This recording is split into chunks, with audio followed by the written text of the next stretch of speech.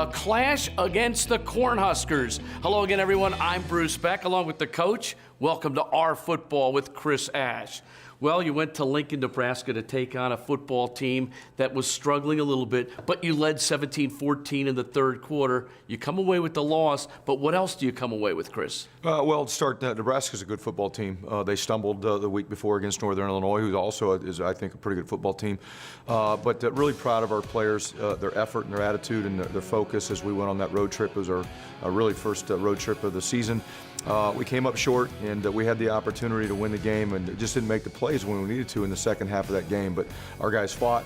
We wanted to make it a four-quarter game. We did that. Now we got to learn how to make the plays down the stretch to be able to win them. After the ball game, you said competing is not a problem. Effort is not a problem. Toughness is not a problem. We have to teach our guys how to win games, and that starts with me. Why are you putting it on yourself? Well, because I'm the head coach. I'm responsible for everything in the program, and when we go out to practice, I got to make sure that we're practicing the things that we need to, the way that we need to help us have success in the situations that come up. And we would like to take a lot of pride in what we do at practice and how we do it, but obviously there's things that we have to continue to work on.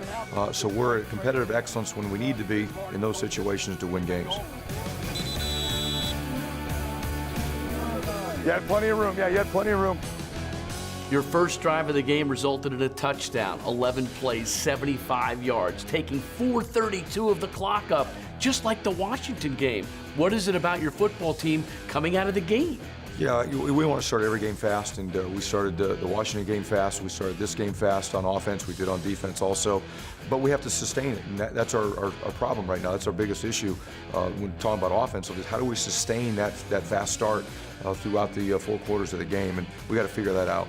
In that first drive, you were able to go to 4 different players. Mitchell caught a pass, Washington caught a pass, Hyatt caught a pass, Bailey caught a pass. Do you like using all the different players there? Oh, absolutely. We want to be able to spread the ball around. We want to be balanced on offense with our run and pass, and then in the pass game be able to utilize a lot of different threats. And I thought I did a great job of that on Saturday, especially at the start of the game.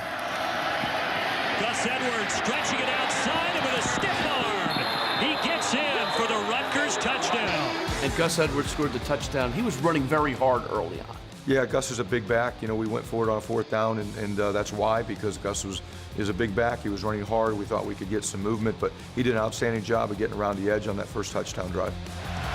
Nebraska only rushed 3 there, coach, and the pass, and did he catch it?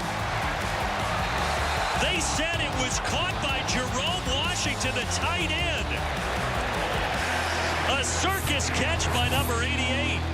I want to talk about a couple plays in this game. First of all, Jerome Washington's circus catch. Did you teach him that one? We practiced that, and I got a chance to demonstrate that myself. So, yeah, we worked on that one. What a beautiful play, though, in terms of his concentration. Yeah, unbelievable. I'm so happy for Jerome and how he's playing right now, how he continues to keep getting better and just working really hard. And, that was a phenomenal catch, and I really haven't seen one like that probably too often. So, happy for him. Obviously, it was a critical situation, too, to continue a drive. There's 3 of 7 on these so far in this game. Intercepted. Kai Hester inside the 10 and into the end zone. A terrific play by Kai Hester results in a pick-6 for the Scarlet Knights. He's really been on his game the last couple of weeks. Yeah, it was great by Kai. We actually, in our morning walkthrough, talked about that specific coverage in the critical situation and the opportunity he was going to have with it. They talked about it again. Him and Coach Bush talked about it again at halftime. We were going to do that the first third down in the second half, and worked out, threw it right to him, and obviously he took it to the end zone. Tanner Lee backpedaling, throwing off his back foot, and he's thrown his 8th interception of the season. Bless on Austin catching it as he fell to his back. Bless on Austin made an unbelievable one-handed interception, but you've got some tough news on Bless on going forward. Yeah, Bless was playing at a high level and obviously made a great interception in that game, early in the game, to give our offense a good field position. Unfortunately, as the game went on, Bless suffered an injury to his ACL and is going to be out for the rest of the year. So what has to happen now in terms of guys stepping up? Well, thankfully, we basically were operating with what we thought were 3 starting corners. Damon Hayes was in a rotation with him and Isaiah, and he'll step into that starting position. And we got to work on our depth. That's really the concern.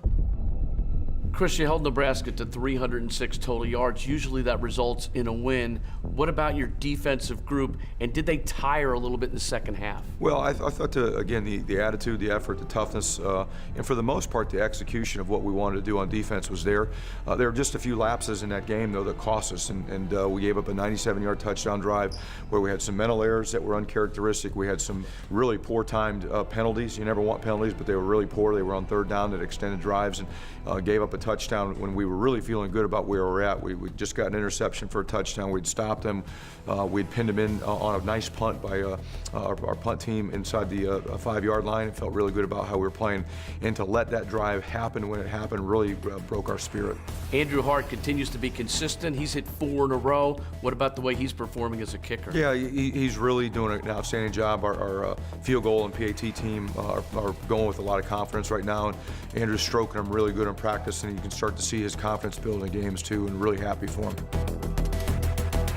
So when you walk out of a game like this, Coach, I know that you're disappointed, I know that you're frustrated, but the fact that you're taking steps compared to last year and that you're in these ball games, can you take solace in that? Yeah, we talked about that when the game is over. We're disappointed with the loss. We really work so hard and we focus and go out there and lay it all out on the line. And to come up with a loss is really tough, but we got to look at the positives and build on the positives. This football team is a lot better football team. We prepare better, we're focused, we can play 4 quarters, we're more physical, and we got to build on those. We got to keep going, we got to keep grinding. If we were going out there and we were just getting beat up physically, then I'd be demotivated, depressed, and we'd ask ourselves, what are we doing? Right. But that's not the case. We got to stay upbeat, we got to keep grinding, we got to keep believing in the process, because we are so much better right now and will continue to be so as we go through the season. Coach will join us later in the show to talk about a program that he knows very well, Ohio State, Rutgers' next opponent. More with our football and Chris Ash coming up in a moment.